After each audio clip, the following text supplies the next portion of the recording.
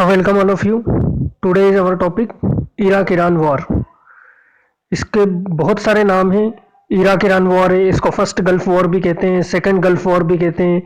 इसको एक 12th class में भी एक लेक्चर है, US hegemony in the world politics के नाम से।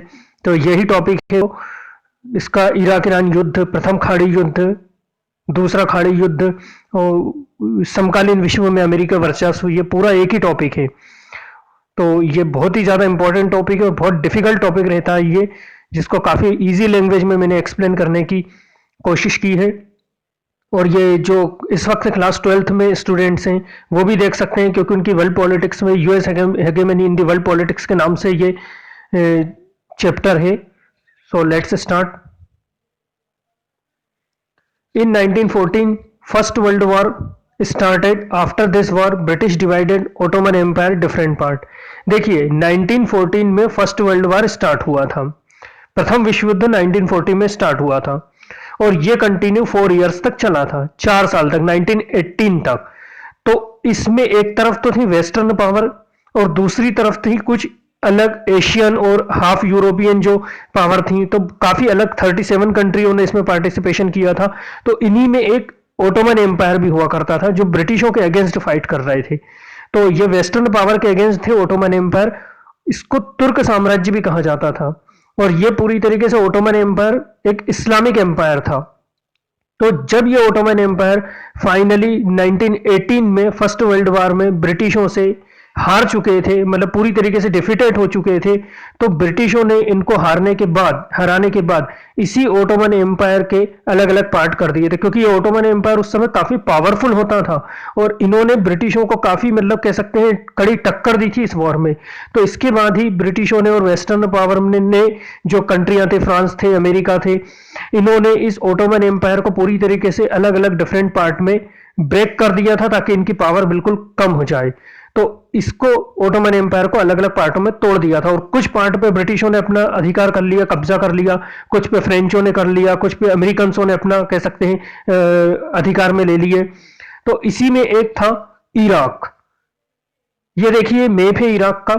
इसमें आप ध्यान से देख लीजिए स्टूडेंट्स कि ये जो इराक है ये कभी ओटोमन एम्पायर का पार्ट हुआ करता था और इसी ओटोमन एम्पायर को फर्स्ट वर्ल्ड वॉर में ब्रिटिशों ने पूरी तरीके से डिस्ट्रॉय कर दिया था और उसको डिस्ट्रॉय करने के बाद में अलग अलग पार्टों में डिवाइड करा था और उसके अलग अलग जो पार्ट में जो डिवाइड किया था ब्रिटिशों ने, उसमें से एक इराक था और फाइनली इस इराक पे ब्रिटिशों ने अपना कब्जा कर लिया था।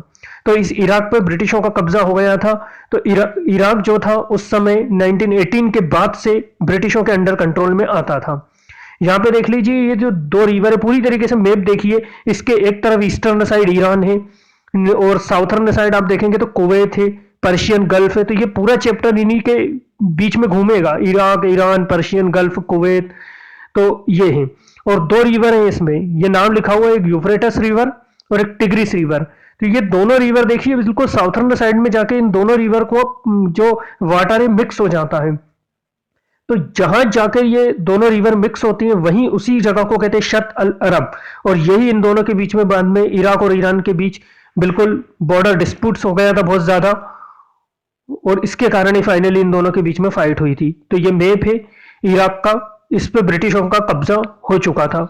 तो ब्रिटिशों ने इसको 1932 में पूरी तरीके से इंडिपेंडेंट भी कर दिया था। In 1932 Britain was liberated to Iraq.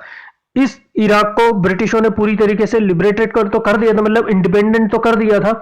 लेकिन यहाँ की जो देखिए ये जो पूरा एरिया है ना, इराक, ईरान, कुवैत, ये पूरी तरीके से एक ऑयल प्रोड्यूसिंग एरिया है, मतलब यहां से पूरी तरीके से ऑयल निकाला जाता, पेट्रोल।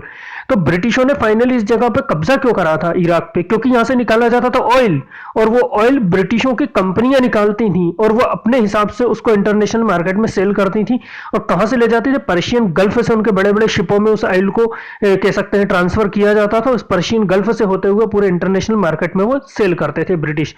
तो 1932 में ब्रिटिशों ने इसको आजाद तो कर दिया था लेकिन पूरी तरीके से आजाद नहीं करा था।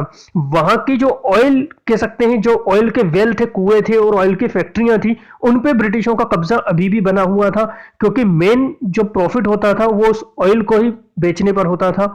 तो ब्रिटेन ने इसको, इराक को आजाद तो करा था लेकिन वहां के जो ऑयल की फैक्ट्रियां थी, ऑयल जहां से निकाला जाता था, वहां पे अभी भी ब्रिटिशों का कहीं ना कहीं कब्जा जमा हुआ था। और यहाँ पे ब्रिटिशों ने एक रिपब्लिकन गवर्नमेंट भी स्टेब्लिश कर दी थी, और वो रिपब्लिकन गवर्नमेंट जो थी वो पूरी तरीके से ब्रिटिशों के फेवर में ही काम करती थी, जैसा ब्रिटिश कहते थे, और उनके सपोर्ट से ब्रिटिश यहाँ का पूरा ऑयल निकाला करते थे। लेकिन देखिए, in 1958 a republican government was a Iraq following a military coup. तो जो रिपब्लिकन गवर्नमेंट ब्रिटिशों ने यहाँ इराक को आजाद करने के बाद, इंडिपेंडेंट करने के बाद वहां पे स्टेब्लिश की थी, उस रिपब्लिकन गवर्नमेंट को भी 1958 में एक आर्मी जो थी, इराक की ही आर्मी हुआ करती थी, और उसके एक जनरल थे, उन्होंने उस रिपब्लिकन गवर्नमेंट को पूरी तरीके से एबोलिश कर दिया था, हटा दिया था, और वहां के वो आर्मी जनरल डिक्टेटर बन के बैठ गए थे।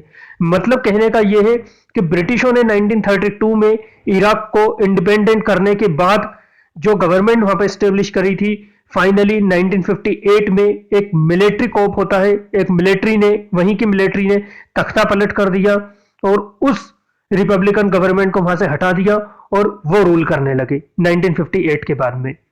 इससे ब्रिटिश काफी नाराज थे, क्योंकि ब्रिटिश बिल्कुल इस मिलिट्री गवर्नमेंट को पसंद नहीं करते थे, क्योंकि मेन तो वहां का ऑयल जो है वो ब्रिटिश ही अपने अंडर कंट्रोल में रखना चाहते थे। इसके बाद में इस गवर्नमेंट को भी 1968 में, ये जो 1958 में जो आर्मी जनरल वहां पे कह सकते हैं रूल करने लगे थे, उसको भी 1968 में एबोलिश कर दिया था एक सोशलिस्ट अरब मूवमेंट ने।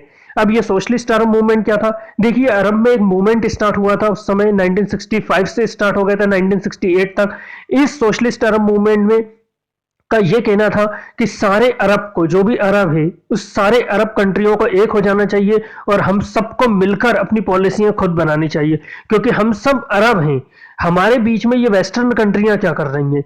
इनकी एक पार्टी थी, बाथ पार्टी, जिनका कहना यह था कि पूरी तरीके से इस अरब मूवमेंट होना चाहिए, और यहाँ पे अरबों को एक हो जाना चाहिए, और हमारे यहाँ पे जितनी भी वेस्टर्न कंट्री इंटरफेयर कर रही हैं उनको बाहर निकाल देना चाहिए, और हम हमारी पॉलिसियां खुद बनाएंगे, हमारे इंटरनल जितने भी मैटर रहेंगे उस पर हम ही अपना डिस्कस करेंगे। तो एक सोशलिस्ट अरब मूवमेंट हुआ था 1968 में, और यहाँ पे फाइनली बाथ पार्टी जो थी उन्होंने अपनी पावर कायम कर ली थी, सत्ता में आ गई थी, और बाद में इन्होंने 40 से 45 तक इस बाथ पार्टी ने वहां पे रूल किया था।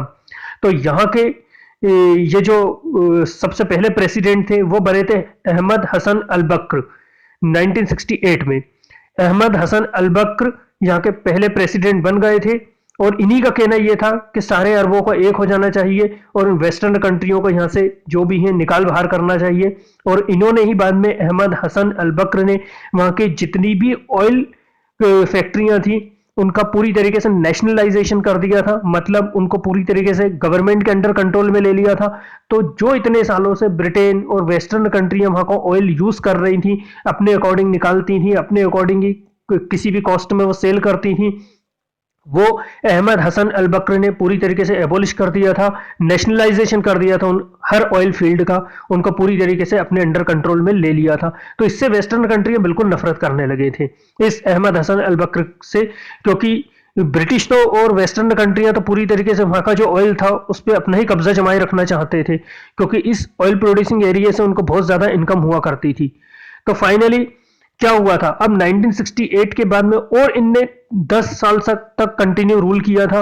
1979 में वहां पे फिर एक नए लीडर बन के आए थे, जिनका नाम था सद्दाम हुसैन। ये देख लीजिए, ये थे सद्दाम हुसैन, और ये वहां के नए लीडर बन गए थे।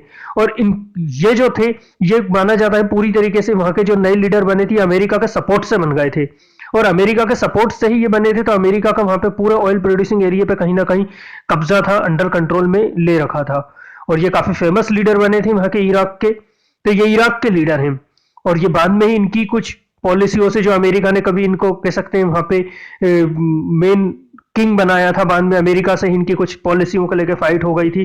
तो 1979 में ये यहाँ के लीडर बन गए, और ये एक सुन्नी थे, ये सुन्नी मुस्लिम थे। तो और जबकि इराक में टोटल पॉपुलेशन जो है वो 60% शियाओं की है और 40% सुन्नियों की है। मतलब इराक का अगर देखा जाए तो इराक में मेजोरिटी तो शिया मुस्लिम्स की है, लेकिन जो वहाँ की मिनिस्टर्स हैं, जो बड़ी बड़ी पोस्टों पे जो लोग बैठे हुए थे, वो सुन्नी मुस्लिम से बैठे हुए थे। तो देखिए, ये सुन्नी मुस्लिम और शिया मुस्लिम्स क्या होते हैं, तो इसका तो खैर इन शॉर्ट में मैं आपको बता दूंगा कि सुन्नी मुस्लिम्स वो होते हैं जो, जिनका ये मानना है कि हमारे फर्स्ट खलीफा मोहम्मद साहब थे, और उसके बाद अल बकर थे, अबू बकर थे, और उसके बाद में उमर थे, उसके बाद में उस्मान भी थे। तो ये सुन्नी मुस्लिम कहलाते हैं, जो इनको मोहम्मद साहब के बाद में खलीफा अबू बकर को भी मानते हैं, उमर को भी मानते हैं और उस्मान को भी मानते हैं।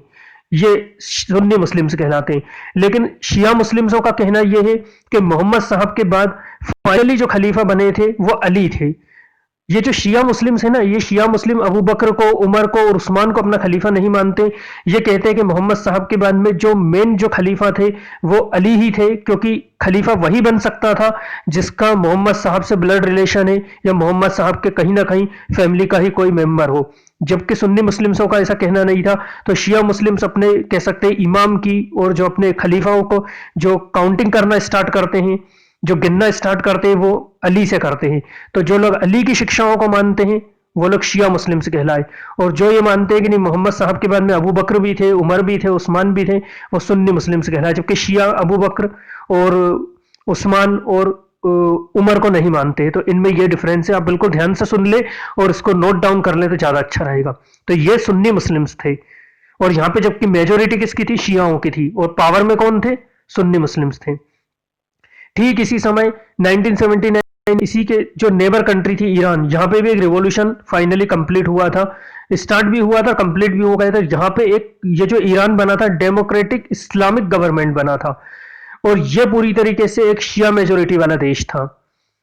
और यहां देखिए, और यहाँ के पहले जो कह सकते हैं लीडर बने थे ये थे आयतुल्लाह खुमैनी, और ये पूरी तरीके से शिया मुस्लिम्स थे। और इनका ये कहना था कि जिस तरीके से ईरान में शियाओं की फाइनली गवर्नमेंट एस्टेब्लिश हो गई है, हमने इतने साल तक बहुत स्ट्रगल करे हैं और बहुत हमारे फ्रीडम फाइटरों ने जान दी है, तो पूरी दुनिया में इस तरह का स्ट्रगल होना चाहिए और फाइनली पूरी अरब में शियाओं की ही सरकार स्टेब्लिश होनी चाहिए। आयतुल्लाह खुमैनी का उस समय कहना था। लेकिन पूरी दुनिया में अगर देखा जाए तो पूरे वर्ल्ड में देखा जाए तो शिया मुस्लिम्स कम है, जबकि सुन्नी मुस्लिम्सों की पॉपुलेशन ज्यादा है। तो जितने भी अरब नेशंस थे वो इनसे काफी नफरत करने लगे थे, क्योंकि इन्होंने आते से ही ये कह दिया था कि हर उस कंट्री में जहां पे शिया हैं वहां पे शियाओं को कह सकते हैं रिवॉल्यूशन स्टार्ट करना चाहिए, स्ट्रगल स्टार्ट करना चाहिए, रिवोल्ट कर देना चाहिए। हम उन कंट्रियों में शियाओं को पूरी तरीके से सपोर्ट करेंगे, और हर जगह पे सऊदी अरब हो, संयुक्त अरब अमीरात हो, जॉर्डन हो या इराक हो, वहां पे शियाओं को ही मेजोरिटी में आना चाहिए और वहां की सारी पावर शियाओं को अपने हाथ में ले लेना चाहिए। तो इनसे कोई भी अरब नेशन कह सकते हैं इनको पसंद नहीं कर रहा था, और इन्होंने सद्दाम हुसैन के बारे में साफ कह दिया था कि सद्दाम हुसैन को हटा ही दो इराक से, और वहां के शिया रिवोल्ट करे, हम उनको हेल्प करेंगे, और सद्दाम हुसैन को हटाने के बाद में वहां के जो 60% शिया हैं उन लोगों को पावर अपने हाथ में ले लेनी चाहिए। तो इससे सद्दाम हुसैन को काफी डर हो गया था। सद्दाम हुसैन समझ गए थे कि हमारे यहाँ के अगर 60% मुस्लिम्स जो हैं शिया मुस्लिम्स, अगर उन्होंने इराक में रिवोल्ट करना स्टार्ट कर दी है हमारे अगेंस्ट, तो हो सकता है हमारी जो गवर्नमेंट है वो पूरी तरीके से एबोलिश हो जाए और यहाँ पे शिया पावर में आ जाए। और सद्दाम हुसैन बिल्कुल ये नहीं चाहते थे कि इस तरह का कुछ हो जाए। तो ये तो एक मेन कंट्रोवर्सी थी जो इराक और ईरान के वॉर का एक रीजन थी। तो इसके कारण ही कह सकते हैं ये जो सद्दाम हुसैन काफी डर गए थे और आयतुल्लाह खुमैनी को अपने लिए खतरा मानने लगे थे कि आयतुल्लाह खुमैनी जो ईरान के प्रेसिडेंट हैं ये हमारे लिए खतरा है सुन्नी मुस्लिम्स के लिए। और 22 सितंबर 1980 को इराक ने ईरान पर इसी के कारण अटैक कर दिया था, 22 सितंबर 1980 को। तो देखिए इराक ने ईरान पर अटैक क्यों करा था, इसके बहुत से रीजन है। ये मैप में देख लीजिए आप कि रीजन तो बहुत से हैं, लेकिन मेन रीजन क्या है इस पे काफी कह सकते हैं कंट्रोवर्सी चलती है कि आखिर इनका फाइट का रीजन क्या था। एक रीजन तो वो था कि आयतुल्लाह खुमैनी ने साफ कह दिया था कि शियाओं को ही पावर में आ जाना चाहिए, हर अरब नेशन के शियाओं को कह सकते हैं रिवोल्ट स्टार्ट करना चाहिए, हम उनको हेल्प करेंगे और उनको ही पावर में आना चाहिए। दूसरा ये है कि सद्दाम हुसैन का ये कहना था कि ये जो खुजेस्तान प्रोविंस आपको दिख रहा है ईरान का, ये जो है यहाँ पे अरबों की पॉपुलेशन बहुत ज्यादा है। तो सद्दाम हुसैन का ये कहना था कि यहाँ पे अगर अरबों की पॉपुलेशन सबसे ज्यादा है और ये आता था ईरान के अंडर में, तो सद्दाम हुसैन का कहना यह था कि अगर अरबों की पॉपुलेशन यहाँ ज्यादा है तो ये जो एरिया है ये तो इराक का होना चाहिए ना कि ईरान का, क्योंकि ईरान तो पर्शियंस है, ईरान पर्शियंसों का पार्ट कहलाते हैं। क्योंकि अगर और एंशियंट टाइम की अगर हम हिस्ट्री देखेंगे तो कभी ईरान पर्शियंस कहलाते थे, वहां पे पारसी धर्म चलता था, पारसी रिलीजियंस, बाद में वो लोग इस्लामिक रिलीजियंस में आ गए थे। तो इराक ने, सद्दाम हुसैन का कहना था ये खुजेस्तान प्रोविंस जो अरबों का है वो पूरी तरीके से अरब हमारे हैं और हम इस प्रोविंस को, हम इस एरिया को पूरी तरीके से ईरान से ले लेंगे। थर्ड ये था, ये जो आपको शत अल अरब दिख रहा है वाटरवे, ये जो जहाँ पे यूफ्रेटिस और टिग्रिस रिवर जहाँ दोनों मिल जाती है तो वहाँ पे बनता है शत अल अरब वाटरवे। यहाँ पे मेन कह सकते हैं ऑयल प्रोड्यूसिंग एरिया है दोनों ही कंट्रियों का, और दोनों ही कंट्रियों के बीच में यहाँ पे एक ट्रीटी हो गई कि दोनों ही अपना अपना ऑयल वहां से निकालते हैं। इराक अपना ऑयल निकालता है, ईरान अपना ऑयल निकालता है, और दोनों ही उस शत अल अरब वाटरवे से दोनों के ही शिप चलते हुए पर्शियन गल्फ में पहुंचते हैं और वहां से इनका ऑयल पूरे वर्ल्ड में सप्लाई होता है। तो दोनों के बीच में एक ट्रीटी थी कि ना आप हमारे शिप को रोकेंगे ना हम आपके शिप को रोकेंगे, और दोनों ही शत अल अरब से अपने पूरी तरीके से शिपों को लेके जाते थे और फाइनली पूरे इंटरनेशनल मार्केट में ये लोग अपना ऑयल सेल करते थे। एक और है कि 16 जुलाई 1979 को देखिए अमेरिका में एक वाशिंगटन पोस्ट है, वाशिंगटन न्यूज़पेपर है, वहां पे एक न्यूज़ छपी गई थी, न्यूज़ शो की गई थी, जिसमें कहा गया था कि ये जो शत अल अरब वाटरवे है इराक और ईरान के बीच का, यहाँ पे एक बहुत बड़ा ऑयल प्रोड्यूसिंग एरिया है। तो ये शत अल अरब पे तो दोनों का कब्जा था ना, कहीं ना कहीं इराक भी यहाँ से कह सकते हैं ऑयल निकाला करता था, और इस शत अल अरब से दोनों के शिप एक्चुअल में यहाँ पे चलते थे, शिप जाते थे। तो अमेरिका का कहना यह था, अमेरिका के वॉशिंगटन पोस्ट न्यूज़पेपर का, कि इस शत अल अरब वाटरवे में बहुत सा ऑयल है। तो अब यहाँ पे एक कंट्रोवर्सी स्टार्ट हो गई थी कि ये शत अल अरब वाटरवे किसके अंडरटेकिंग आएगा, क्योंकि जिसके भी अंडरटेकिंग आएगा वो पूरा ऑयल के जो बड़े बड़े वेल बड़े बड़े कुएं हैं वहां पे वो उसके कंट्रोल में आएंगे। तो इस पर एक विवाद शुरू हो गया था, कंट्रोवर्सी शुरू हो गई थी। ईरान ने कहा था कि पूरा शत अल अरब वाटरवे है वो हमारा है, जबकि इसके पहले दोनों वहां पे शांतिपूर्वक पीसफुली वहां पे अपना बिजनेस करते थे। सद्दाम हुसैन का कहना था ये पूरा हमारा है, और इस बात की पूरी तरीके से इनको ट्रस्ट इसलिए हो गया था क्योंकि अमेरिका के जो सैटेलाइट है उनने पूरी तरीके से इसको प्रूफ कर दिया था कि हाँ हमारे सैटेलाइटों से इस बात का कह सकते हैं प्रूफ मिल चुका है कि शत अल अरब वाटरवे में बहुत सा ऑयल कह सकते हैं ऑयल के वेल है, ऑयल यहां से है। तो इराक और ईरान की फाइनली फाइट इस चीज को लेके भी हो गई थी कि भैया ये ऑयल प्रोड्यूसिंग एरिया किसका होगा शत अल अरब का, क्योंकि इराक के सद्दाम हुसैन का कहना था ये हमारे अंडरटेकिंग आता है, ईरान का कहना था हमारे अंडरटेकिंग आता है, और जिसके अंडरटेकिंग भी आएगा वही उस ऑयल को सेल कर पाएगा। तो ये भी इनके बीच में था। तो एक ये फाइट का कह सकते हैं डिस्प्यूट प्रॉपर्टी भी हो गई थी इनके बीच में। तो इन्हीं सब चीजों के कारण, और दूसरी बात ईरान में जो शिया मेजोरिटी वाली कंट्री थी उनका कहना यह था आयतुल्लाह खुमैनी का कि सद्दाम हुसैन को यहां से हटा दिया जाए। फाइनली 22 सितंबर 1918 को इन्हीं सब कारणों से, इन्हीं सब रीजन से इराक ने ईरान पर अटैक कर दिया था। यह अटैक था इनका पूरी तरीके से, इराक ने ईरान पर अटैक कर दिया अपनी लैंड आर्मी से और अपनी कह सकते एयरफोर्स से इन्होंने अटैक दिया, और ये अटैक काफी तेज अटैक किया था इन्होंने। अब क्या था, जब ये अटैक कर दिया तो जो ईरान था, ईरान का जो खुजेस्तान प्रोविंस मैंने अभी आपको मैप में दिखाया है वो पूरी तरीके से कुछ ही समय में इराक की आर्मी ने वो जीत लिया था। अब आसानी से कैसे जीत लिया, क्योंकि देखिए उस समय ईरान में नया नया रिवॉल्यूशन हुआ था, नई नई गवर्नमेंट स्टेब्लिश हुई थी, तो ना तो वो इतने पावरफुल थे, ना उनकी पूरी आर्मी थी। पूरी आर्मी जो थी वो अलग उनके ही कंट्री में अलग अलग जगह कह सकते हैं ट्रांसफर की हुई थी, बिखरी पड़ी थी देखा जाए तो आसानी से इन्होंने खुजेस्तान प्रोविंस जीत लिया और काफी अंदर ईरान के अंदर तक ये चले गए और बहुत बड़ा कह सकते हैं पार्ट जीत लिया था, और बहुत जगहों को इन्होंने अपने अंडरटेकिंग ले लिया था ये सद्दाम हुसैन ने। तो ये सद्दाम हुसैन की कह सकते हैं बहुत बड़ी जीत थी उस समय, उससे सद्दाम हुसैन काफी खुश थे। और दूसरी बात यह था कि सद्दाम हुसैन के जीतने का रीजन भी ये था, आप अगर देखेंगे तो उस समय इराक को यूएसएसआर का भी पूरा सपोर्ट था, यूएस का भी पूरा सपोर्ट था, और कई अरब नेशंस का भी पूरा सपोर्ट था। तो पूरा सपोर्ट क्यों था, क्योंकि देखिए अब यूएस इराक को सपोर्ट क्यों कर रहा था, क्योंकि यूएस जो था वो कभी नहीं चाहता था कि ईरान में किसी भी तरह की डेमोक्रेटिक इस्लामिक कह सकते कंट्री स्टेब्लिश हो। वो ये चाहता था कि ईरान एक डेमोक्रेटिक कंट्री बन जाए, और ईरान ने यूएस एम्बेसी के कई लोगों को वहां पे प्रिजनर्स बना के भी रखा था, कई लोगों को वहां पे पकड़ के भी रख लिया था, जेलों में बंद कर दिया था यूएस के। तो यूएस बिल्कुल नफरत करता था ईरान से, और आज भी अगर आप देखेंगे तो यूएसए और ईरान की काफी कंट्रोवर्सी चलती है, यूएस बिल्कुल ईरान को पसंद नहीं करता है। तो इसलिए यूएस जो था उसने इराक को पूरा सपोर्ट करा था, और कहीं ना कहीं पूरा सपोर्ट ये कर रहा था ताकि ईरान को डिस्ट्रॉय कर दिया जाए। दूसरी बात, यूएसएसआर ने इराक का सपोर्ट क्यों करा था, क्योंकि ईरान ने जो ईरान में एक कम्युनिस्ट पार्टी हुआ करती थी उसको भी पूरी तरीके से बैन कर दिया था, और यूएसएसआर ये चाहता था कि ईरान एक कम्युनिस्ट कंट्री बन जाए। तो यूएसएसआर का ये भी ड्रीम पूरा नहीं हुआ था कि ये कम्युनिस्ट कंट्री बने, और फाइनली हुआ क्या था कि ये एक डेमोक्रेटिक इस्लामिक कंट्री बन गया था। तो यूएसएसआर ने भी इसके कारण इराक को सपोर्ट किया था। और कोल्ड वॉर के टाइम से ही इराक और यूएसएसआर के काफी अच्छे रिलेशन थे। दूसरी थर्ड बात यह थी कि सारे अरब नेशंस ने भी इराक को सपोर्ट क्यों करा था? सारे अरब नेशन ने इराक को सपोर्ट इसलिए करा था क्योंकि आयतुल्लाह खुमैनी का यह कहना था कि हर जगह शियाओं को पावर में आ जाना चाहिए। और जबकि अगर देखेंगे तो वर्ल्ड में सुन्नियों की पॉपुलेशन बहुत ज्यादा है, तो जितने भी अरब नेशन ये चाहते थे कि भैया शिया पावर में आ जाए, उन्होंने भी ईरान के अगेंस्ट कह सकते हैं इराक को काफी हेल्प करी थी।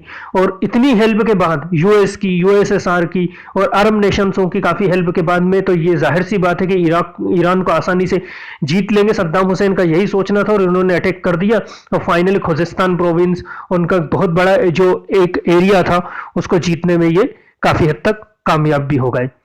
लेकिन इसके बाद ही आयतुल्लाह खुमैनी पावर में आए और इन्होंने अपने लोगों को इकट्ठा करना स्टार्ट करा। इनका कहना यह था कि इराक ने हमारे ऊपर अटैक कर दिया है, हमारे बहुत सा एरिया उन्होंने जीत लिया है, क्या आप लोग चुप बैठेंगे? क्या हम लोग कुछ नहीं करेंगे? हमारे लोगों को मारा जा रहा है। इसके बाद में आयतुल्लाह खुमैनी का बस इतना सा कहना था, इस तरह की उन्होंने कुछ स्पीच दी थी और फिर इनका जो आर्मी थी उन्होंने भी इराक पे फाइनली अटैक कर दिया था।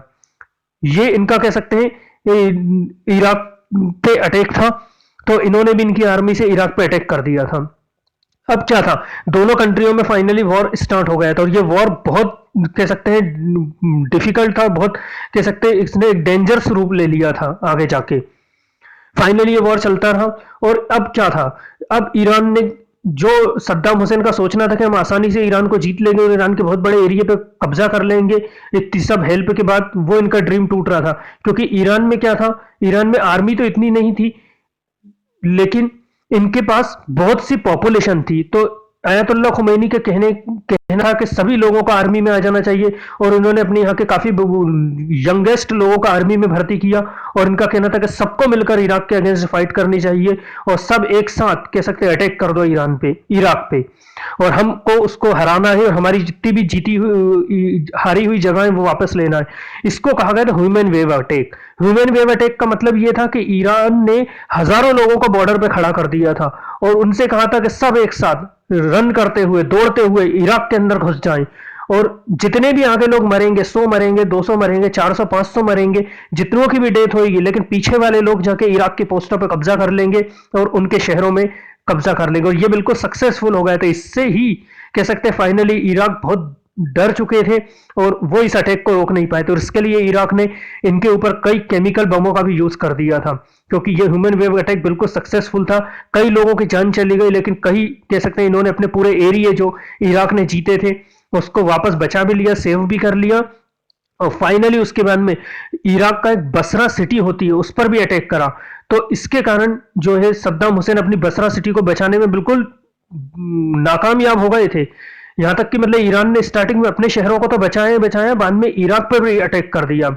और जो उनका मेन जहां से बसरा एक शहर है, साउथर्न साइड में सिटी है, वहां से वो ऑयल कह सकते हैं पूरे पर्शियन गल्फ में सेल करते हैं, मतलब भेजते हैं और वह सुपर टैंकरों में लोड होता है, उसके बाद ही वो कह सकते हैं इंटरनेशनल मार्केट में जाता है। तो उस पर अटैक कर दिया था कि अगर उसको ही ईरान कह रहा था हम अपने कब्जे में ले लेंगे तो अपना ऑयल सप्लाई नहीं कर पाएंगे। तो हालांकि सद्दाम हुसैन ने उस सिटी को उनको बचा तो लिया लेकिन उनको बहुत ज्यादा नुकसान हो गया और इसमें ईरान ने के भी ऊपर कई एयरफोर्स से केमिकल बमों का यूज किया गया। तो फाइनली हुआ कुछ भी नहीं, ना इराक जीता ना ईरान जीता और ये वॉर कहीं ना कहीं यहीं तक हो चुका था। इसके बाद में ही 1982 में इराक ने एक पीसफुल एग्रीमेंट ईरान के पास भेजा था, क्योंकि वो समझ गया था कि जिस तरीके से मैं सोच रहा था कि ये जीत हो जाएगी हमारी, हम आसानी से जीत जाएंगे, वो इतनी आसान जीत नहीं है और ईरान ने इनको कड़ी टक्कर दी है। इसके बाद में इराक ने, सद्दाम हुसैन ने ईरान के पास एक कह सकते हैं पीसफुल एग्रीमेंट भेजा, लेकिन अब की बार था कि नहीं, लड़ाई आपने स्टार्ट करी है, फाइट आपने स्टार्ट करी है, लेकिन फाइनली इसको लास्ट तक हम लेके जाएंगे और अब की बार सद्दाम हुसैन को पूरी तरीके से हम पावर से हटा ही देंगे और वहां पे शियाओं की गवर्नमेंट ही स्टेब्लिश करेंगे। और इस तरह का जो पीस एग्रीमेंट इराक ने ईरान के पास भेजा था उसको हटा दिया गया। उसके बाद एक टाइम ऐसा आया कि जब तरीके से इराक ने की आर्मी ने, अब क्या हुआ देखिए, दोनों आर्मी फाइट में कोई, दोनों ही पूरी पावर से फाइट कर रहे थे। तो इराक की आर्मी ने गहरे ट्रेंच बना लिए, मतलब उनका पूरे हाफ बॉडी तो जमीन के नीचे रहती थी और सिर्फ वो अपने वेपन्स, जो भी गन उनके पास रहती थी, जो भी उनके पास वेपन्स रहते थे उसको ऊपर करके वो चलाते थे। तो इस तरफ इराक की आर्मी थी और उस तरफ ईरान की आर्मी थी, तो कोई भी आगे नहीं बढ़ पा रहा था। दोनों ही एक जगह, दोनों ही आर्मियां सिर्फ एक जगह पे स्थित हो गई थी। ना इराक जीत पा रहा था, ना ईरान जीत पा रहा था। तो ये फाइनली वॉर में सिर्फ लोगों की डेथ हो रही थी, और ना अयातुल्ला खुमैनी का जो ड्रीम था वो पूरा हो रहा था, ना सद्दाम हुसैन का कोई ड्रीम पूरा हो रहा था। इसके बाद में ये लड़ाई और बढ़ती गई। जब कोई रिजल्ट नहीं निकल रहा था, तो इराक ने 1984 में ईरान के ऑयल टैंकरों को भी निशाना बनाना शुरू कर दिया था। देखिए अब ये ऑयल टैंकरों की फाइट कहाँ हुई थी, ये पर्शियन गल्फ आप देख लीजिए। यहाँ पे आप ये जो देख रहे हैं कि ये जो ग्रीन है, ये इराक की बॉर्डर मैंने बनाई है। तो इराक को देखिए समुद्र का एक्सेस बहुत कम है, सिर्फ इतना सा है समुद्र का एक्सेस, और पर्शियन गल्फ का, और इसी इतनी सी जगह पे, छोटी सी जगह पे वो अपने कह सकते हैं ऑयलों को पर्शियन गल्फ में ले जाते हैं, और यहाँ से बड़े बड़े ऑयल के शिप पूरे इंटरनेशनल मार्केट में वो सेल करते हैं अलग अलग कंट्रियों में।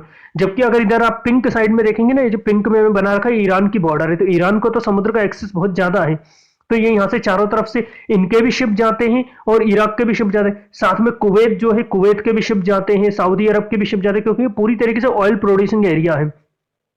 तो हर कंट्री के यहाँ से ऑयल के शिप पूरी तरीके से अलग अलग कंट्रियों में सप्लाई किए जाते हैं। तो इराक ने इसी जगह पे ईरान के कह सकते हैं जो सुपर टैंकर हुआ करते थे, जिसमें ऑयल जाता था, पेट्रोल जाया करता था, उनको टारगेट करना स्टार्ट करा। तो जब इराक और ईरान की सुपर टैंकरों की फाइट हुई, तो हुआ कुछ भी नहीं, कुछ इस तरह की फाइट थी। अब देख सकते हैं दोनों ने ही एक दूसरे के ऑयल के शिपों को निशाना बनाना शुरू कर दिया। ईरान ने तो यहाँ तक कह सकते हैं पूरी पर्शियन गल्फ को ही फिर पूरी तरीके से ब्लॉक कर दिया था। ये आप देख सकते हैं पर्शियन गल्फ, इस पूरी पर्शियन गल्फ को नीचे से ऊपर तक ईरान ने ब्लॉक कर दिया था आगे जाके। मतलब ईरान का कहना यह था कि यहां से ना तो अब कुवैत के कोई शिप जाएंगे, ना सऊदी अरेबिया के जाएंगे, ना किसी भी कंट्री के नहीं जाएंगे, और इराक के तो हम जाने ही नहीं देंगे। जब इराक का कोई भी शिप इस पर्शियन गल्फ से होकर जाएगा ही नहीं, तो इराक को पैसा कहां से मिलेगा, ना उसके पास पैसा मिलेगा, ना उसकी इकोनॉमी बढ़ेगी, और उसकी आर्मी अपने आप धीरे धीरे करके कहीं ना कहीं सरेंडर कर ही देगी। लेकिन इससे हुआ क्या था, इससे पूरी पर्शियन गल्फ ब्लॉक हो गई थी, और पूरी इस तरह की कोई कंडीशन बन गई थी, दोनों ही एक दूसरे के शिपों को टारगेट कर रहे थे। तो ये लड़ाई यहां तक आते हुए बहुत बढ़ चुकी थी। अब जब पूरी दुनिया की ऑयल सप्लाई रुक गई थी, तो फाइनली वेस्टर्न कंट्रियों ने अब इसमें इंटरफेयर कर दिया था। अब वेस्टर्न कंट्रियों का ये कहना था कि आप इस तरीके से पूरी ईरान से, कि आप पूरी तरीके से किसी भी कंट्री की ऑयल सप्लाई नहीं रोक सकते।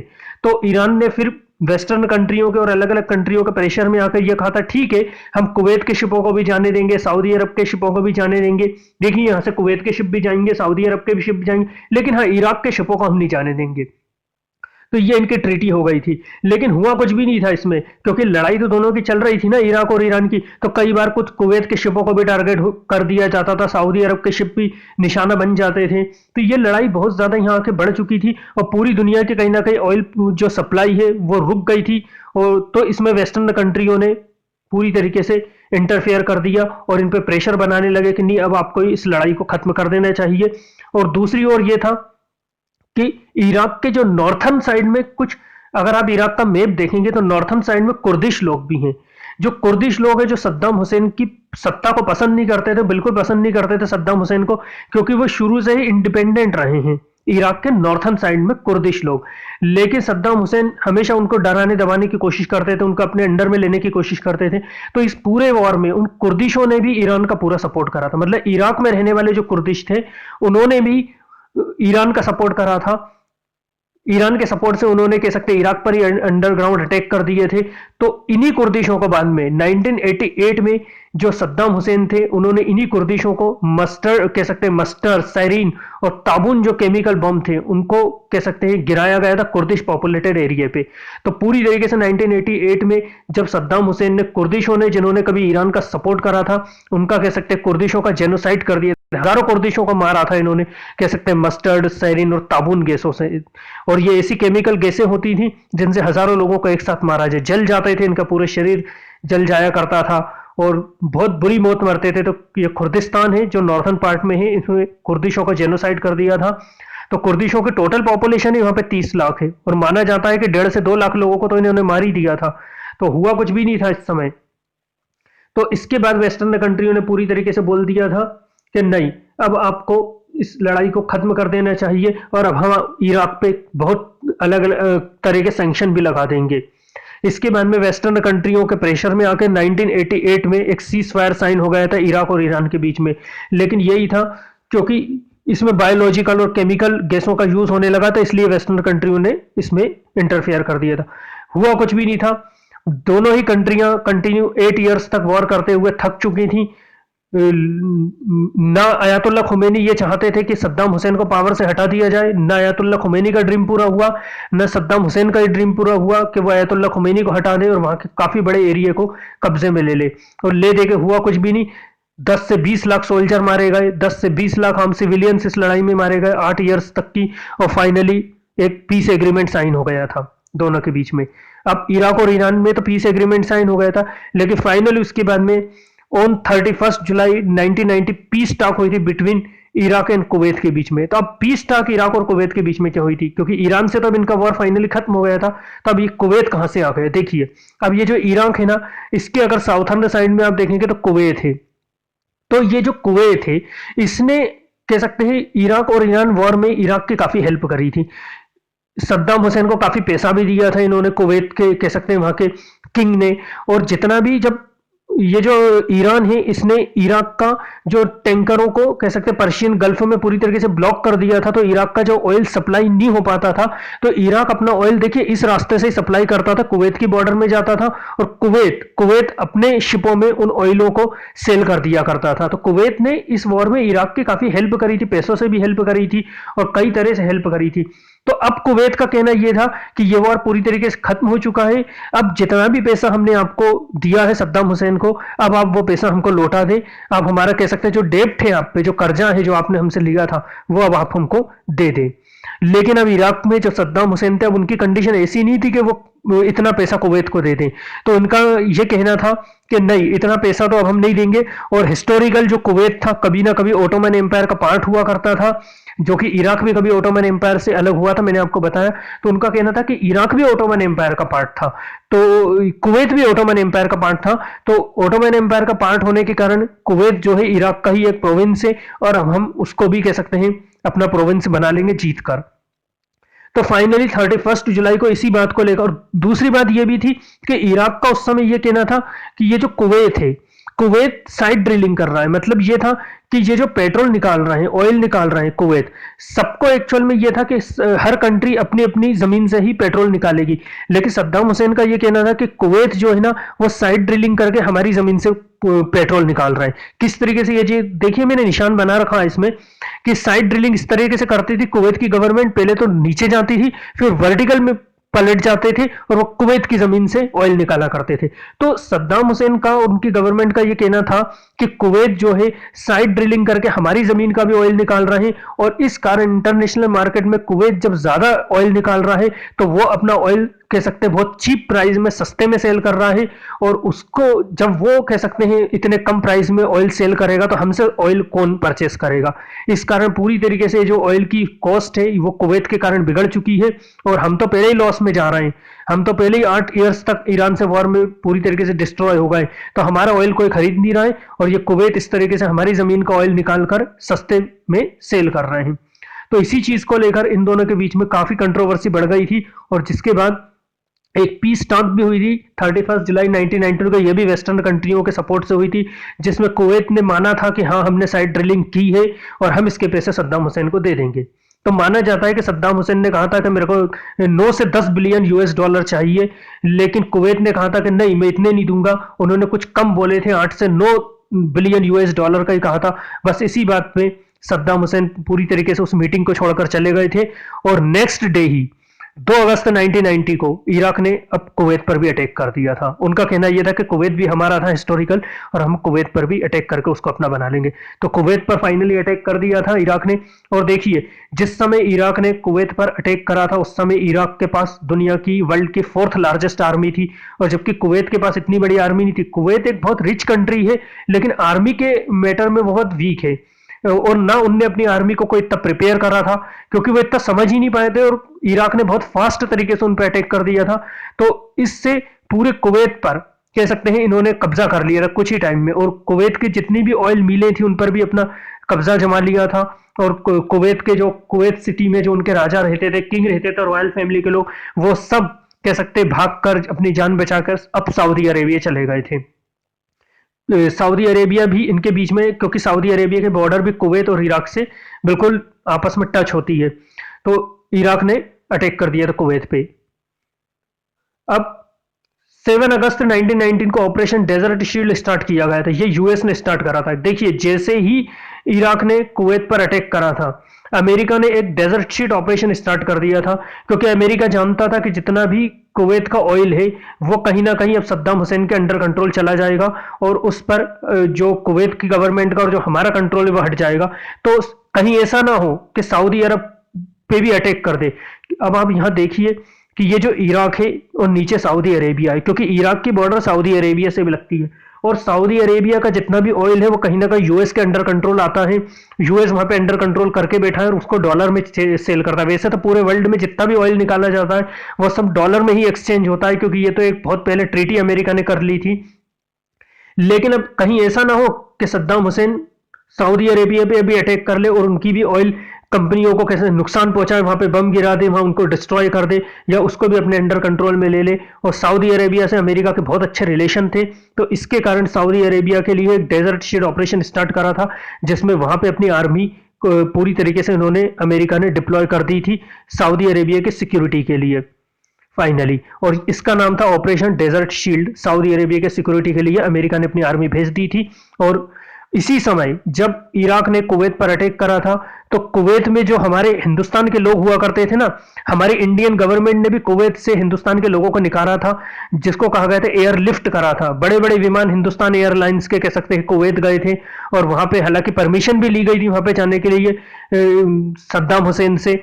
तो बाद में सद्दाम हुसैन ने कहा था कि हाँ, हिंदुस्तान के लोगों को यहाँ से निकाल लिया जाए और आप हमारी लड़ाई में बिल्कुल इंटरफेयर ना करें। तो हमने एयरलिफ्ट करा था हमारे लोगों को वहां से, हमारी इंडियन गवर्नमेंट ने, जितने भी कुवैत में लोग थे, और हम किसी भी तरीके से इस लड़ाई में भी इंटरफेयर हमने नहीं करा था। तो इस पर एक मूवी भी बनी हुई है, एयरलिफ्ट मूवी, आप देख सकते हैं कि किस तरीके से इंडियन गवर्नमेंट ने अपने लोगों को कुवैत से निकाला था। और ठीक इसके एक दिन बाद 7 अगस्त 1919 को अमेरिका के ऑपरेशन डेजर्ट शील्ड के बाद 8 अगस्त तक तो इराक ने क्या करा था, पूरा तरीके से कुवैत को जीत लिया था और उसको अपना एक प्रोविंस स्टार्ट कर दिया, मतलब डिक्लेयर कर दिया था कि यही हमारा एक पार्ट है। और जो कुवैत के जितने भी शाही फैमिली, लॉयल रॉयल फैमिली के जो मेंबर थे वो भागकर सऊदी अरेबिया चले गए थे, और सऊदी अरेबिया में हम अमेरिका की आर्मी पहुंच गई थी सऊदी अरेबिया के सिक्योरिटी के लिए। इसके बाद में 29 नवंबर 1919 को यूएनओ की एक सिक्योरिटी काउंसिल है, यूएन की सिक्योरिटी काउंसिल में एक रिसोल्यूशन अमेरिका ने पास करवाया बहुत सारी कंट्रियों के, क्योंकि कुवैत एक इंडिपेंडेंट कंट्री है। इराक से कहा गया कि आप किसी भी तरीके से किसी इंडिपेंडेंट कंट्री को इस तरीके से अपने कब्जे में नहीं ले सकते, आपको फाइनली वहां से अपनी आर्मी को वापस बुलाना पड़ेगा। और इनको एक अल्टीमेटम दिया गया है, एक रेजोल्यूशन पास किया गया in Iraq, an ultimatum date by Iraq withdraw its army from Kuwait till 15 January 1991। और यूएन ने यह कहा गया इराक के सद्दाम हुसैन से कि आप अपनी आर्मी को 15 जनवरी 1991 तक कुवैत से पूरी तरीके से बाहर ले लें, निकाल ले और उसको वापस इंडिपेंडेंट कर दें, आप वहां पे कब्जा जमा के नहीं बैठ सकते। लेकिन देख लीजिए 15 जनवरी तक का इनको अल्टीमेटम था, लेकिन जब इराक ने 17 कह सकते हैं 15 जनवरी तक अपनी आर्मी नहीं ली, तो एक दिन और वेट किया गया इनका। लेकिन फाइनली जब कोई भी रिजल्ट नहीं निकल रहा था, इराक में सद्दाम हुसैन ने बिल्कुल पूरी तरीके से कुवैत पर कब्जा जमा लिया। तो उनका कहना यह था कि नहीं, हम कुवैत से अपनी आर्मी नहीं लेंगे, कुवैत हिस्टोरिकली हमारा पार्ट था। तो 17 जनवरी को यूएस ने इस पर अटैक कर दिया था।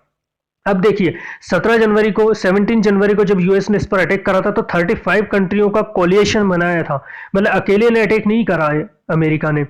अमेरिका ने 35 कंट्रियों का कोलिशन, मतलब 34 से 35 कंट्रियों का पूरी तरीके से ग्रुप बनाया था, और उन सब ने मिलकर इराक पर अटैक कर दिया था, जिसमें कई अरब नेशंस भी थे। अरब नेशंस भी यहाँ पे अमेरिका का सपोर्ट कर रहे थे। तो अब ये लड़ाई देख लीजिए, इराक ईरान वॉर तो खत्म ही हो गए, तो एक अलग ही फाइट का कह सकते हैं डायरेक्शन, कह सकते हैं अलग ही डायरेक्शन में जा चुकी है। तो फाइनली अमेरिका ने इस पर अटैक कर दिया, 35 कंट्रियों के कोलिशन, इसको कहा गया था, फाइनली स्टार्ट हुआ था ऑपरेशन डेजर्ट स्टॉर्म।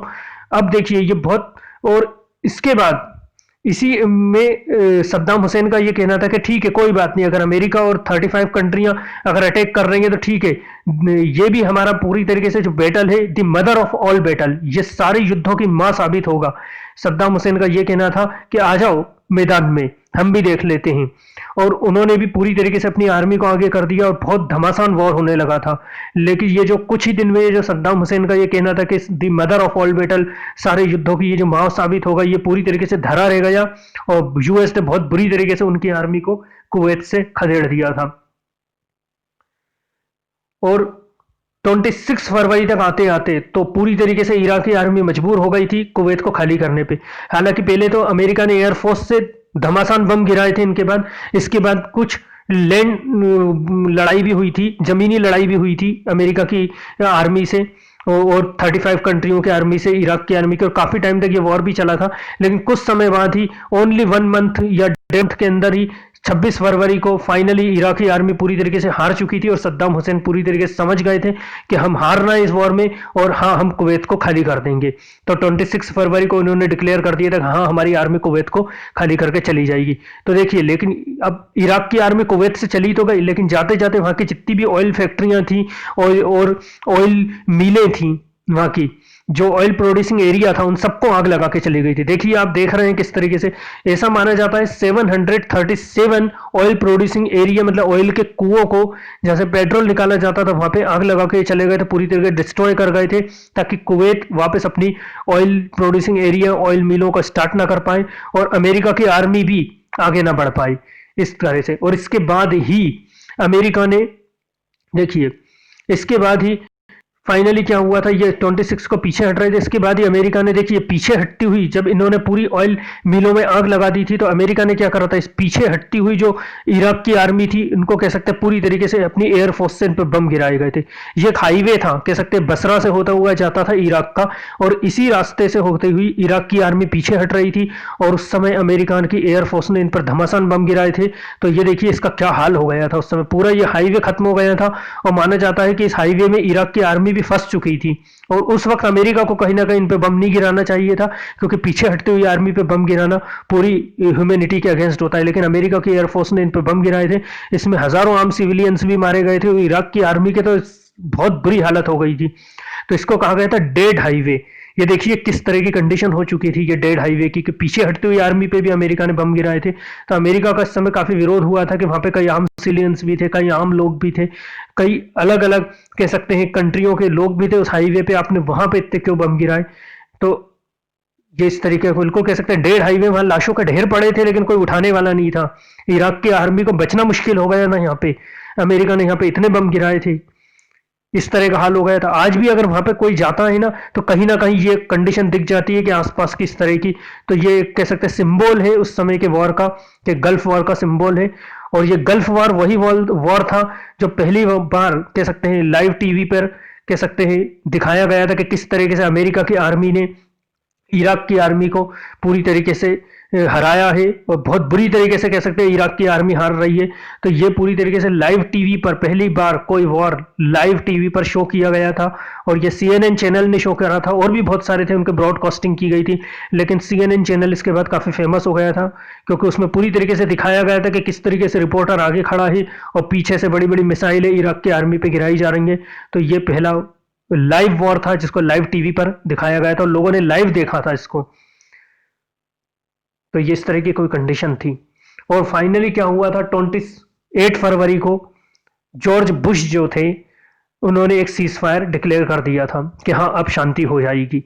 लेकिन इसके बाद ही पूरी तरीके से अब ये गल्फ वॉर भी फिनिश हो जाता है। लेकिन इसके बाद में 19 अगस्त 1992 को यूएस ने स्टार्ट कर दिया था एक ऑपरेशन साउथर्न वॉच। इसको साउथर्न और नॉर्थर्न वॉच भी कहा गया था।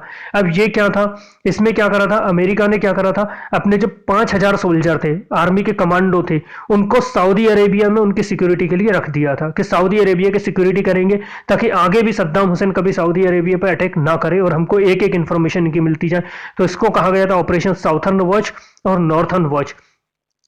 इसमें क्या था, देखिए जो इराक का ये नॉर्थर्न पार्ट और साउथर्न पार्ट आप देख रहे हैं, इसमें ये ट्रीटी हुई थी इनकी कि जो इराक की एयरफोर्स है, अब उसके एयरफोर्स के विमान ना तो नॉर्थर्न पार्ट में फ्लाई करेंगे, नो फ्लाई जोन डिक्लेयर कर दिए थे। इराक की एयरफोर्स के जितने भी विमान हैं, फाइटर प्लेन है, वो ना तो नॉर्थर्न पार्ट में जाएंगे ना साउथर्न पार्ट में जाएंगे। इस तरह की एक ट्रीटी हो गई थी। और दूसरी बात, इराक पर कई तरह के सैंक्शन भी लगा दिए थे कि अब कोई भी कंट्री इराक से किसी तरह का बिजनेस नहीं करेगी, ना उन्हें किसी तरह की हेल्प करेगी। इराक का पूरी तरीके से बिजनेस ठप कर दिया था और इराक के उस समय हालत बहुत खराब हो चुकी थी। और यहां पे जो नॉर्थर्न पार्ट में कुछ कुर्दिश लोग थे वो भी अब बगावत में आ चुके थे, क्योंकि अमेरिका ये चाहता था कि ये कुर्दिश लोग और ये जो शिया हैं, जो कह सकते हैं ये सब मिलकर ही ये सद्दाम हुसैन को यहाँ से हटा देंगे और फाइनली सद्दाम हुसैन यहाँ से हट जाएगा। लेकिन नो फ्लाई जोन होने के बाद भी फाइनली क्या हुआ, जो जो सद्दाम हुसैन है अपनी पावर में यहाँ पे बने रहे, और जो अमेरिका का भी सोचता था कि सद्दाम हुसैन को हटा दिया जाएगा यहाँ से, लेकिन वो फाइनली हटे नहीं। उन्होंने कुर्दिशों को भी पूरी तरीके से दबा के रखा, और जो साउथर्न साइड में कुछ शिया भी थे, शिया बाहुल पॉपुलेटेड एरिया था, उनको भी दबा के रखा और अपनी कह सकते पावर में कायम रहे, अपनी सत्ता उन्होंने बचा ली, वो वहां पे रूल करते रहे। लेकिन इसके बाद क्या हो गया था, इराक की कंडीशन इसलिए खराब हो गई थी क्योंकि इराक से कोई भी कंट्री बिजनेस नहीं कर रही थी। तो इराक में ना तो मेडिसिन जाती थी किसी तरह की, ना कोई खाने पीने की चीजें जाती थी, भूख से मरने लगे थे, कई बच्चे बीमार थे जिनको दवाई नहीं मिली थी, मेडिसिन प्रॉपर नहीं मिल रही थी, तो बच्चों की भी डेथ होने लगी थी बड़े लेवल पे।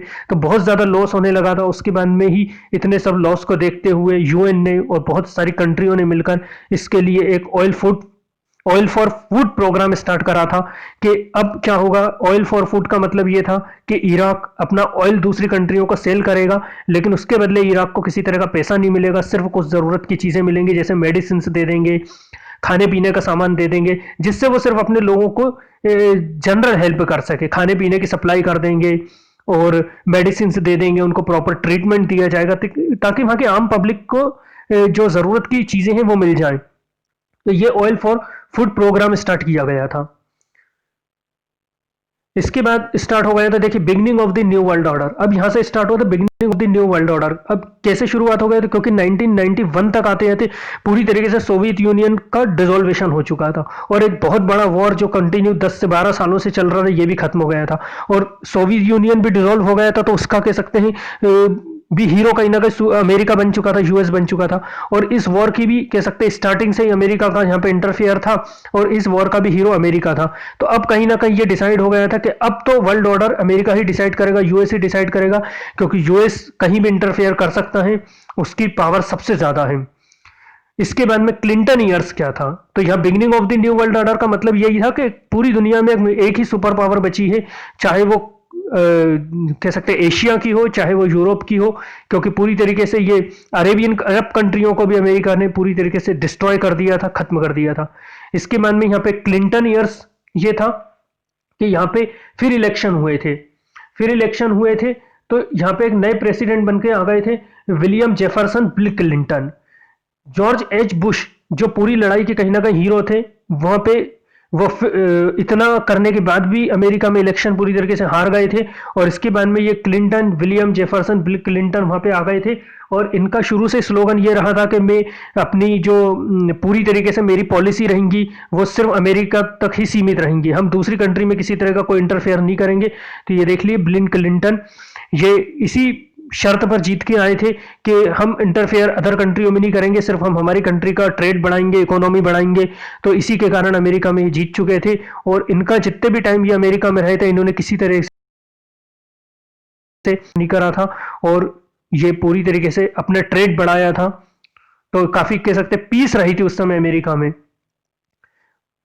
हालांकि इनके टाइम भी यूगोस्लाविया में कुछ नाटो ने अटैक कर दिए थे, लेकिन फिर भी इन्होंने पूरी तरीके से अपना, जहां तक कह सकते हो सकता है, इन्होंने इंटरनेशनल मामलों से कह सकते हैं अपने आप को दूरी रखा था, और इनका कहना यह था कि मैं इंटरनेशनल मामलों से, इंटरनेशनल जो मैटर होते हैं उनसे अपने आप को दूरी रखूंगा। तो ये बिल क्लिंटन थे, और ये भी काफी वहां के फेमस थे। इसके बाद ही देखिए 1996 में अब ये लादेन आ गया था। लादेन इशू ए फतवा demanding that the US army withdraw from Saudi Arabia. अब ये लादेन कौन था, ये लादेन थे।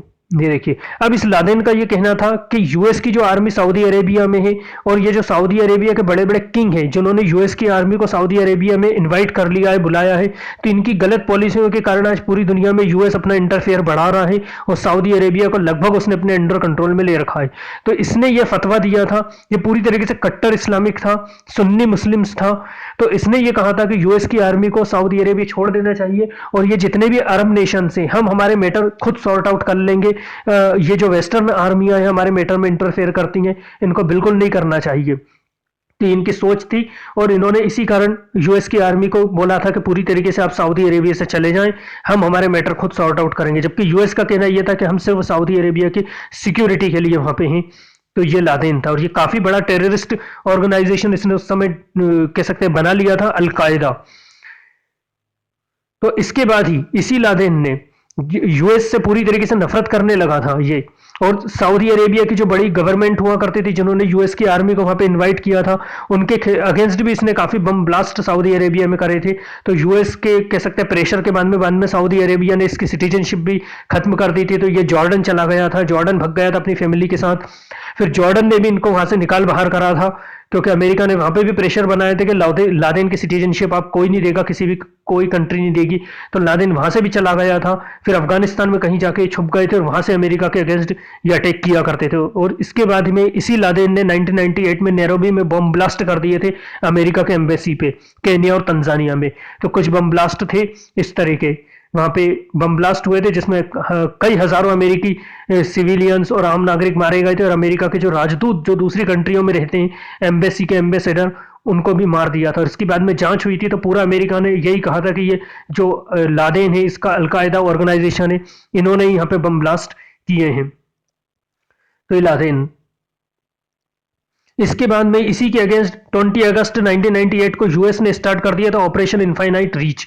अब ये ऑपरेशन इनफाइनाइट रीच क्या था? देखिए, इनफाइनाइट रीच में यही था कि जितनी जगह भी लादेन के जो ठिकाने हैं ना अफगानिस्तान और जॉर्डन में, अमेरिका ने हर उस जगह पे बम गिराना चालू कर दिए थे। नैरोबी और तंजानिया में बम ब्लास्ट होने के बाद, और सऊदी अरेबिया के रियाद में भी ये लादेन ने कई तरह के बम ब्लास्ट करे थे कि वहां की गवर्नमेंट के अगेंस्ट। तो अमेरिका ने इस तरीके से हवाई जहाज फाइटर प्लेन जाते थे और जॉर्डन और अफगानिस्तान में जहां पे भी इनके बम कह सकते ठिकाने हुआ करते थे अलकायदा के, उन पर ऊपर से ही बम गिरा के इनको पूरी तरीके से डिस्ट्रॉय करते थे। और फिर अपनी लैंड आर्मी को भी भेज दिया और इस लैंड आर्मी ने कह सकते हैं ढूंढ ढूंढ के जितने भी अलकायदा के सरगना थे उनको अफगानिस्तान से मार भगाया था।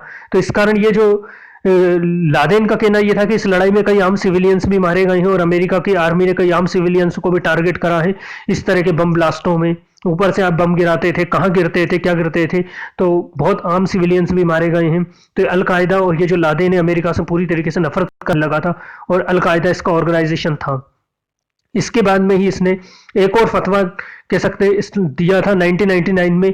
अब इसका ये सोचना था कि सारे मुस्लिम्सों को, सारे अरब नेशंस को अमेरिका के अगेंस्ट खड़ा कर दिया जाए। तो ये कहना था कि US army is very close to Mecca, is a fatal to Muslim society, कि यूएस की आर्मी मक्का मदीना जो हमारा पवित्र स्थान है पूरी तरीके से वहां के पास में है, तो नहीं होना चाहिए वहां पे। तो लेकिन इसकी बात किसी भी अरब कंट्री ने ना सुनी और उनने भी इसके अगेंस्ट जहां भी ये जाते थे इनको वहां से भगा दिया जाता था लादेन को। और इस तरह से कुछ नहीं हुआ तो इन्होंने फाइनली क्या किया, 11 सितंबर 2001 को 9/11 लादेन ने अटैक कर दिया था यूएस में। यूएस की वर्ल्ड ट्रेड सेंटर की जो इमारत है वहां पे इन्होंने अटैक करा था। अब ये अटैक क्या था? अब ये अटैक था कि ये जो लादेन था, ये जो अमेरिका से पूरी तरीके से नफरत किया करता था, इसने वहां पर अटैक करा था। ये कुछ अमेरिका के विमान थे, कह सकते हैं 4 अमेरिका के जो एयरलाइंस के विमान थे उनको पूरी तरीके से कब्जे में ले लिया था। और 2 जो विमान थे उनको वर्ल्ड ट्रेड सेंटर की और नॉर्थर्न और साउथर्न जो बिल्डिंग थी उनसे कह सकते हैं कोलाइड करवा दिया, टकरा दिया। और तीसरा जो था वो पेंटागन, जो इनका डिफेंस डिपार्टमेंट होता है अमेरिका का, वो उनसे कह सकते हैं कोलाइड करवाया, टकरा दिया, कह सकते हैं उनमें ले जाके क्रश करवा दिया। देखिए 2 जो थे ना वर्ल्ड ट्रेड सेंटर की नॉर्थर्न और साउथर्न बिल्डिंग से कह सकते क्रश करवाए। जो थर्ड जो था वो पेंटागन जो डिफेंस डिपार्टमेंट है वहां से क्रश करवा दिया। और जो फोर्थ था वो अमेरिका की जो कांग्रेस पार्टी होती है उसकी इमारत से इनका प्लान था क्रश करवाने का, लेकिन वो पेंसिल्वेनिया के एक खेत में गिर गया। तो इस तरह का एक अटैक हुआ था जो अमेरिका के वर्ल्ड ट्रेड सेंटर की इमारत से हुआ था और इसमें 3000 लोग मारे गए थे और कई लोग घायल हो गए थे। तो ये दुनिया में उस समय पहला अटैक था जब से अमेरिका इंडिपेंडेंट हुआ था तब से लेकर अब तक।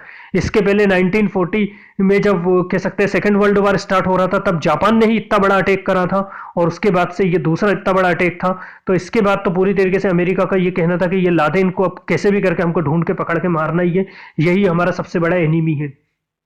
तो ये अमेरिका पे अब तक का सबसे बड़ा अटैक था जो 9/11 को हुआ था 2001 में।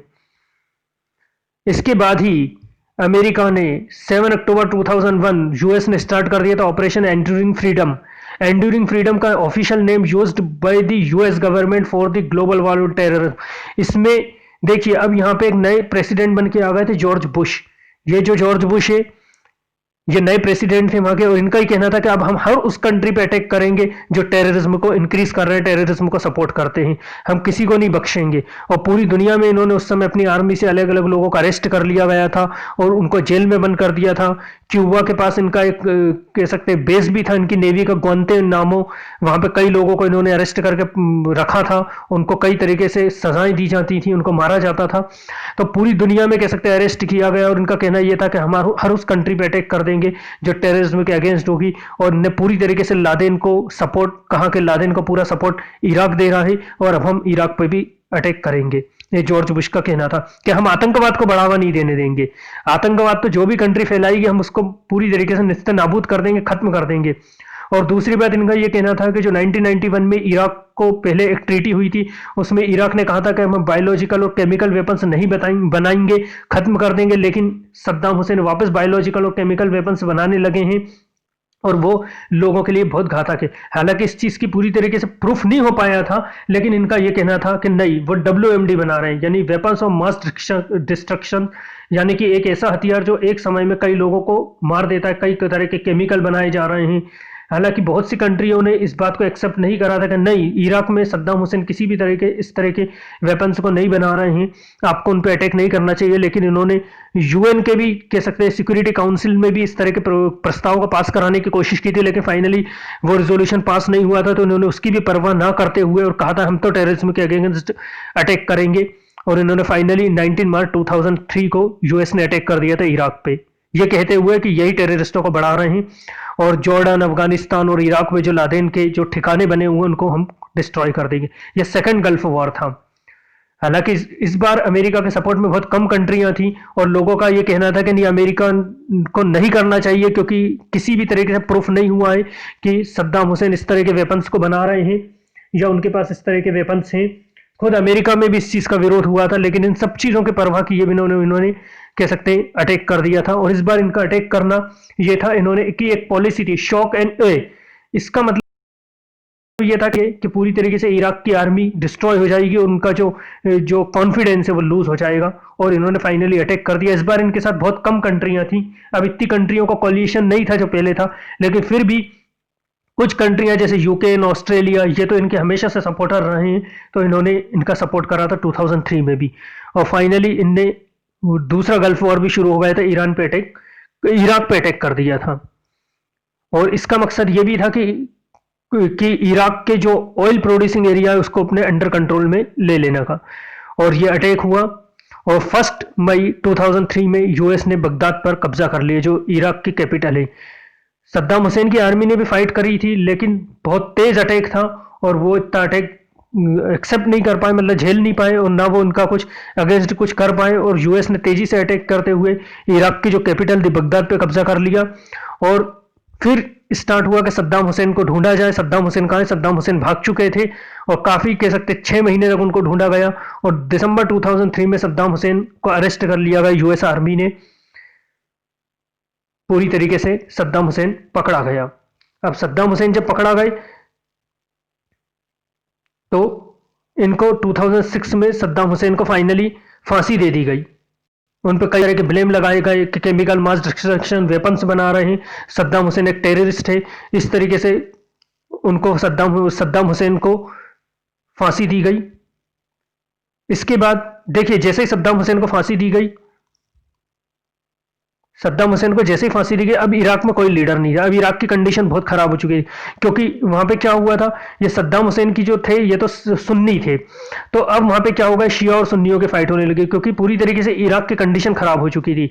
अब इराक में पावर किसकी रहेगी, क्योंकि सद्दाम हुसैन है नहीं, ना कोई गवर्नमेंट है, ना कोई पीस है, ना कोई कानून व्यवस्था है, ना कोई लॉ एंड ऑर्डर है।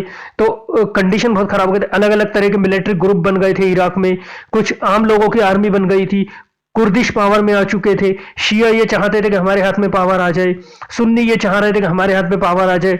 अब शियाओं को यहाँ पे पूरे सपोर्ट ईरान कर रहा था, सुन्नियों को पूरा सपोर्ट सऊदी अरेबिया कर रहा था। तो अलग अलग मिलिट्री ग्रुप बन गए थे जो कि आपस में लड़ रहे थे और ये चाहते थे कि हमारे हाथ में पावर आ जाए। लेकिन फाइनली 2005 में जो इलेक्शन हुए थे उसमें शिया पावर में आ गए थे, जो कि ईरान चाहता था।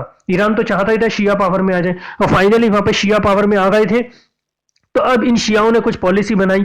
अब वो पॉलिसियां ऐसी रहीं कि सुन्नियों को एक्सेप्ट नहीं हुई, और उन्होंने कहा कि ये सारी पॉलिसियां जो भी शिया बना रहे हैं ये सुन्नियों को एक्सेप्ट नहीं है, सुन्नियों के अगेंस्ट पॉलिसी है। तो सुन्नियों में वही अलकायदा जो लादेन थे, इन्होंने शियाओं को मारना शुरू करा।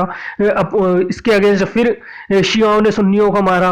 आम लोगों की अलग आर्मी थी, कुर्दिशों की अलग आर्मी थी। तो बहुत इंसर्जेंसी की कंडीशन हो गई थी, आम पब्लिक का वहां पर रहना मुश्किल हो गया था। तो इन सब कंडीशनों के कारण 2007 में ये जो जॉर्ज एच बुश मैंने लिखा, ये एच हटा देना क्योंकि ये जॉर्ज बुश थे 2007 में, ये एच गलत है, एच तो गल्फ वॉर के टाइम थे। तो 2007 में जॉर्ज बुश ने अपनी आर्मी जो है, ये जो 22 कह सकते 2,500 सोल्जर समथिंग इराक में वापस पीस स्टेब्लिश करने के लिए भेज दिए थे कि भाई ये इतनी बुरी कंडीशन में, क्योंकि वहां पे आए दिन बम धमाके होते थे, अलकायदा ऑर्गेनाइजेशन था, कुर्दिशों की अलग आर्मी थी, कुछ मिलिशियास आम आदमियों की आर्मी थी, वो आपस में ही लड़ रहे थे। सब ये चाहते थे कि अब इराक की पावर हमारे हाथ में आ जाए और हम यहाँ पे अपना रूल स्टेब्लिश करने लगे। आए दिन बम धमाके हो रहे थे, आए दिन आम सिविलियंस मारे जा रहे थे, 200 से 500 लोग तो रोज मरते थे। शिया और सुन्नियों की फाइट होने लगी थी, तालिबान, अलकायदा जैसे ऑर्गेनाइजेशन हो गए थे। तो इन्हीं सबको खत्म करने के लिए और आम पब्लिकों की, कह सकते हैं आम पब्लिक आराम से रह सके, इस कारण जॉर्ज बुश ने अपने कुछ कमांडो को वापस इराक में भेज दिया पीस स्टेब्लिश करने के लिए। और ये इनका अच्छा कदम था, अच्छी स्टेप थी कि एक पीस स्टेब्लिश करने के लिए वहां पे अपनी आर्मी को वापस इन्होंने डिप्लॉय करा था कि ताकि पीस स्टेब्लिश हो जाए और आम पब्लिक आराम से रह सके। तो ये इन्होंने अपनी आर्मी वापस भेज दी थी। इसके बाद दिसंबर 2011 में इसी प्रेसिडेंट बराक ओबामा ने लादेन को पकड़ा गया था एबटाबाद से पाकिस्तान में, और फाइनली उसको मार दिया गया था। और इसके बाद इनको जो जो इनका था कि लादेन से हमारे को बदला लेना है, लादेन क्रिमिनल है, टेररिस्ट है, उसको फाइनली मार दिया गया था एबटाबाद से, और वो एबटाबाद पाकिस्तान में मिला था। इसके बाद पाकिस्तान की भी काफी हकीकत सामने आ गई थी अमेरिका के, क्योंकि इसके पहले तो जो यूएस है पाकिस्तान को काफी सपोर्ट किया करता था, लेकिन जब उसको पता चला था कि इस लादेन को पाकिस्तान ही कहीं ना कहीं सपोर्ट कर रहा था और पाकिस्तान से ही ये पकड़ाया, तो उसके बाद में इन्होंने पाकिस्तान भी जो फेवर करना बंद कर दिया था। और फाइनली उसको 2011 में पाकिस्तान के एबटाबाद से पकड़ा गया और मार दिया गया। इसके बाद में ही प्रेसिडेंट बराक ओबामा ने कहा था कि अब मैं अपनी आर्मी को इराक से वापस बुला लूंगा, क्योंकि अब ये लड़ाई कहीं ना कहीं खत्म हो चुकी है। और फाइनली वो लड़ाई कहीं ना कहीं खत्म भी हो गई थी, क्योंकि अलकायदा और तालिबान जैसे ऑर्गेनाइजेशन, ये जो अमेरिका की आर्मी है, इन्होंने खत्म कर दिए थे वहां पे कई लड़ाइयां उनसे लड़ने के बाद। तो अमेरिका के बराक ओबामा ने फाइनली अपनी आर्मी को इराक से वापस बुला लिया। अब जैसे ही देखिए यहाँ पे इराक की ये जो अमेरिका की आर्मी गई ना, तो 2011 में गई, तो क्या हुआ वहां पे और बुरी कंडीशन हो गई। हालांकि इन सब में कंडीशनों में क्या हुआ था, पूरे वॉर में काफी 5 से 6 हजार यूएस सोल्जर भी मारे गए थे, 5 लाख सिविलियंस भी मारे जा रहे थे, मतलब रोज की कंडीशन खराब हो गई थी। इन सब चीजों के को लादेन को मारने के बाद में सारी वहां पे जितने भी अलग अलग ग्रुप थे उन सबको कह सकते डिस्ट्रॉय करने के बाद में अपनी आर्मी को इन्होंने वहां से वापस ले लिया और पीस स्टेब्लिश हो चुकी थी। लेकिन पीस तो स्टेब्लिश हो चुकी थी, लेकिन फाइनली हुआ क्या था, अमेरिका की आर्मी जैसे ही गई, देखिए जब तक अमेरिका की आर्मी इराक में थी ना तब तक पीस थी, लेकिन जैसे ही अमेरिका की आर्मी इराक से वापस गई वैसे ही वहां पे वापस फाइट शुरू हो गई, वापस शिया और सुन्नियों की लड़ाइयां शुरू हो गई, वापस अलग अलग ग्रुप बन गए, क्योंकि अब तक क्या था, यूएस की आर्मी थी तो कहीं ना कहीं कंट्रोल था यूएस की आर्मी का, तो पीस थी, आम पब्लिक भी आराम से रह रही थी। लेकिन जैसे ही यूएस की आर्मी गई वापस शिया और सुन्नियों की फाइट शुरू हो गई। तो इसी सब शिया सुन्नी की फाइट में एक आईएसआईएस इस्लामिक ऑर्गेनाइजेशन क्रिएट हो गए थे। देखिए अमेरिका की आर्मी 2011 में गई थी, तो यहाँ पे एक नए लीडर थे उस समय, नूरी अल मलिकी, नूरी अल मलिक वहां पे नए लीडर बन गए थे जो कि सद्दाम हुसैन के बाद में बनाए गए थे, और ये वहां के प्राइम मिनिस्टर थे। इन्होंने वहां पे काफी कह सकते हैं पावर अपने हाथ में ली थी और पीस भी स्टेब्लिश करने की कोशिश करी थी। लेकिन इन लोगों नूरी अल मलिक को भी वहां पे लोग पसंद नहीं करते थे, क्योंकि उन पे ब्लेम करते थे कि आप शियाओं को सपोर्ट कर रहे हैं, शियाओं के फेवर में आप काम कर रहे हैं। तो वापस इन्हीं सब के कारण, क्योंकि नूरी अल मलिकी पे तरह तरह के ब्लेम करे गए, तो वहां पे सुन्नियों ने प्रोटेस्ट करे, फिर शियाओं पे बम गिराने लगे, फिर लड़ाइयां शुरू हो गई, फिर अलग अलग ग्रुप बन गए।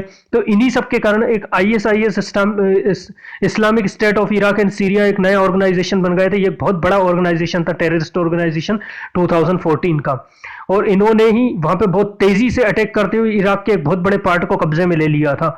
और कह सकते हैं पूरी दुनिया में एक ऑर्गेनाइजेशन ये बन चुका था ये आप देख सकते हैं इसके मेंबर थे। और उस समय 2014 2015 में अगर आप न्यूज़पेपर रीड करेंगे तो हर न्यूज़पेपर में सिर्फ इन्हीं के बारे में कह सकते हैं न्यूज़ शो की जाती थी, इनके बारे में बहुत जिक्र था। पूरी दुनिया से लोग इनकी कह सकते हैं प्रभावित थे और इन लोगों के साथ जुड़ते थे। चाइना के बहुत से लोग इन लोगों के साथ मिल गए थे। हमारे हिंदुस्तान से भी कई इंजीनियरिंग एमबीए करे हुए लोग भी इन्हीं ऑर्गेनाइजेशन से जुड़ रहे थे। ये साइबर के थ्रू कह सकते हैं नेट के थ्रू लोगों को भड़काया करते थे और उन लोगों को अपने साथ मिला लिया करते थे। तो बहुत से अफ्रीका के, चाइना के और बहुत से इंडिया के लोग भी इन लोगों से जुड़ रहे थे और ये बहुत बढ़ता हुआ ऑर्गेनाइजेशन था। उस समय पूरी दुनिया में इनकी दहशत हो गई थी क्योंकि ये एक बहुत पावरफुल था और इन्होंने कह सकते हैं सबसे तेजी से बढ़ता हुआ ऑर्गेनाइजेशन और आधे से ज्यादा इराक पर इन्होंने कब्जा कर लिया था। तो इनकी पावर बढ़ गई थी और पूरी दुनिया में कह सकते हैं वर्ल्ड में एक दहशत भी हो गई थी कि आईएसआईएस को कैसे रोका जाए। तो इसी आईएसआईएस को रोकने के लिए और पूरी दुनिया में जो एक खौफ का, दहशत का माहौल था उसको कम करने के लिए, पीस एस्टेब्लिश करने के लिए फाइनली अमेरिका ने अपनी आर्मी को वापस रिसेंड कर दिया था इराक में। इनको पूरी तरीके से नेस्तनाबूद करने के लिए अमेरिका ने अपने बेहतरीन कमांडो फोर्स को वहां पे भेज दिया गया और इन्होंने कह सकते हैं 2014 के बाद में 15, 16 और 17, 18 तक आते आते तो पूरा आईएसआईएस को डिस्ट्रॉय कर दिया, जो एक बढ़ता हुआ ऑर्गेनाइजेशन था और जिन्होंने काफी बड़ी सिटियों को वहां पे कब्जे में ले लिया था और पूरी दुनिया से इस ऑर्गेनाइजेशन के मेंबरों को भी हटा दिया। तो ये भी यूएस का एक बहुत बढ़िया स्टेप थी कि उन्होंने आईएसआईएस जैसे ऑर्गेनाइजेशन को डिस्ट्रॉय पूरी तरीके से कर दिया और पूरी वर्ल्ड में आज देखिए पीस है। आज तो आईएसआईएस के मेंबर ही कहीं नहीं मिलेंगे, नहीं तो दुनिया में अलग अलग जगह आईएसआईएस के मेंबर मिल रहे थे उस समय 2014-15 में। और इन्होंने तो 17-18 तक आते आते पूरे आईएसआईएस को ही खत्म कर दिया था। हालांकि उनके सरगना जो हुआ करते थे उनको भी मार दिया था। तो ये यूएस की आर्मी थी और इन्होंने पूरी तरीके से आईएसआईएस को डिस्ट्रॉय किया गया। और आज हम 2020 में देख रहे हैं कि कहीं से कहीं तक आईएसआईएस का कोई नाम नहीं है। अब तो अगर होंगे भी तो गिने चुने इनके मेंबर होंगे, क्योंकि अभी भी इराक में अमेरिका की आर्मी है जो आईएसआईएस को खड़ा ही नहीं होने दे रही। जैसे ही उनका कोई मेंबर, सब अंडरग्राउंड है, निकलते उनको मार दिया जाता है, उनको पकड़ के अरेस्ट कर लिया जाता है। तो पूरी दुनिया में एक स्टेब्लिश हो गए और यहीं से फिर एक स्टार्टिंग हो गई थी कि हाँ भैया यूएस ही वर्ल्ड की सुपर पावर है और पूरी तरीके से वर्ल्ड ऑर्डर तो यूएस ही डिसाइड करेगा। यूएस अपनी आर्मी के दम पे कहीं पे भी अटैक कर सकता है और किसी भी कंट्री में किसी भी मैटर में इंटरफेयर कर सकता है। यूएस वर्ल्ड की पावर है और उसकी आर्मी का बजट भी कह सकते हैं, अगर आज देखा जाए तो यूएस की आर्मी का कह सकते हैं जो बजट रहता है, डिफेंस बजट पूरे वर्ल्ड में सबसे ज्यादा है। कई कंट्रियों का डिफेंस बजट मिलाकर भी यूएस के बराबर नहीं होता और यूएस इसी आर्मी के कारण पूरी दुनिया में कहीं ना कहीं एक वर्ल्ड ऑर्डर डिसाइड कर रहा है और उसका डोमिनेंस बढ़ रहा है। तो यही ये चैप्टर था। Thank you very much. आप लोगों को ये चैप्टर समझ में आया होगा। Thank you.